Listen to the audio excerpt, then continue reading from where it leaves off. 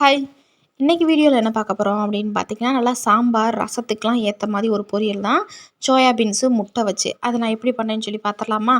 ஒரு பாத்திரத்துல கொஞ்சம் எண்ணெய், நல்லா எண்ணெய் காஞ்சதுக்கப்புறம் நல்லா ஒரு கையளவு கருவேப்பில சேர்த்துக்கிட்டேன். பச்சை கருவேப்பில நல்லா வாசமா இருக்கும் அப்படின்னு சொல்லிட்டு.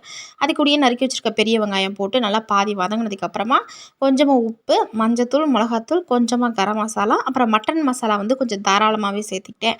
நான் கல்லுப்பு சேர்த்துருந்தேன் அப்படின்றனால, கொஞ்சமா தண்ணி விட்டு நல்லா அந்த உப்பு கரையிற அளவுக்கு வதக்கி விட்டாச்சு. வதக்கி அந்த எண்ணெயெல்லாம் பிரிஞ்சு வரும். அந்த டைமில ஆல்ரெடி சுடு தண்ணீல போட்டு எடுத்து வச்சிருந்த சோயா பீன்ஸ நல்லா தண்ணியெல்லாம் புழிஞ்சிட்டு, அந்த மசாலாவோட சேர்த்துக்கிட்டேன். சேர்த்து நல்லா பெரட்டி விடணும். அந்த சோயா பீன்ஸ் என்னதான் புழிஞ்சாலுமே அதில லைட்டா தண்ணி இருக்கும். அந்த தண்ணி வத்துனதுக்கு அப்புறமா அந்த முட்டைய அந்த சோயா பீன்ஸ்குள்ளேயே உடைச்சு ஊத்திருங்க.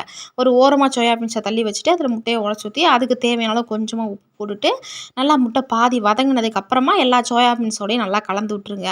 நல்லா ட்ரையா இருக்கணும். அப்பதான் நல்லாயிருக்கும். இதே நீங்க கொஞ்சம் தண்ணியோட முட்டைய போட்டீங்கன்னா நல்லா இருக்காது.